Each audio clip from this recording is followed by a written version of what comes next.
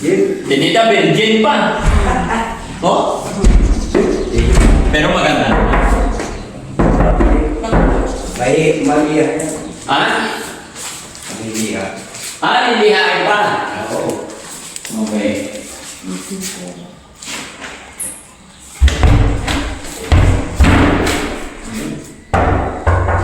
Ganda. Galing. Ay, Ate Nina. Ngayon pala yung ano mo. Yung pagpapalinis ng ipin ka, pagpabunot, saan ka sa amin ngayon? Wag Ha? wag na. Bakit? Wala ko sa ano. Wala ka sa? Wala na, wag na. Ha? Papabot ng ngipin, wag na.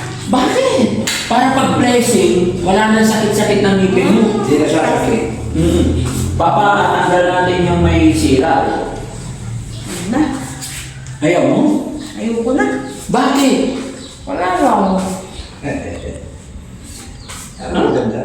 Hindi na siya sakit. Para bang nakakatakot na. Bakit ka matatakot? Para lalo kang gumanda. Para wala nang problema ikaw. Kumusta pala yung pera mo? May hawak ka pang pera? Meron pa. Okay, very good. Sabihin mo na pag kailangan mo na. Ha? Wag na, maano ko. Yan ko na dyan, magtsatsaga na lang ako. Hindi, ba't ka kasi magtsatsaga? Kailangan matanggal natin. Na, mayroon. At hindi dapat. Ha? Matibay pa, matibay pa. Mayroon At hindi na sa pagpapahulog, wala kang maramdaman sakit kasi may anesthesia.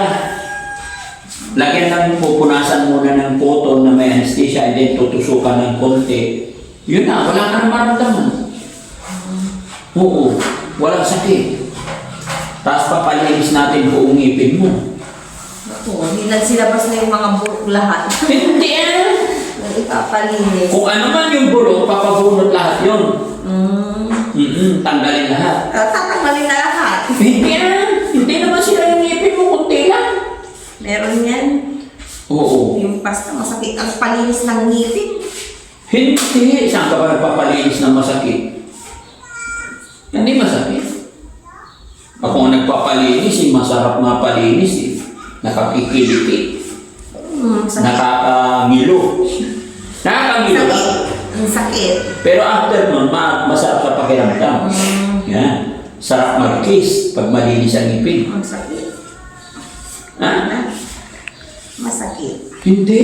Hindi masakit pag nalagyan ng anesthesia. Oo. Tignan mo si tatay. Si tatay nagpalinis dati ng ngipin, hindi siya nasaktan. Di ba tay? Oo. O, tignan mo ang ganda ng ngipin ni tatay. Patingin yung ngipin ni tatay.